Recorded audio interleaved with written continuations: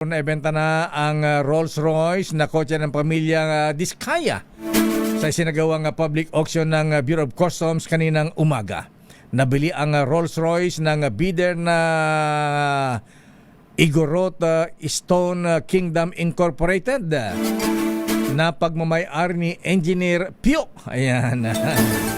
Pio Velasco sa halagang 29 million pesos and 26,000 pesos. Ayan. Mas mataas sa 867 pesos na sa bidding price. Ayan. Nagsimula sa 867 ang bidding price. At na-outbid ni Pio Velasco ang TV host na si Kuya Willie.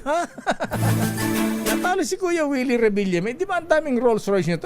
Ano pa? Dapat plus jacket kasi. Bibili pa uli? Ayan. Ayon kay Velasco, binili niya ito upang maging bahagi sila ng kasaysayan. Wow! Lalo at nagbukas ito ng revelasyon sa mga katiwalian at anomalya sa flood control projects.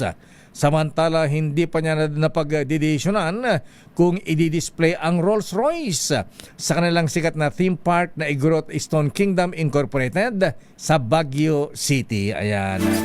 Doon mo na ilagay parang yung Rolls-Royce namin dito sa Star City. Ayan. Nakapark lang. Naka-display pa dyan. Meron pang Cadillac. Ayan.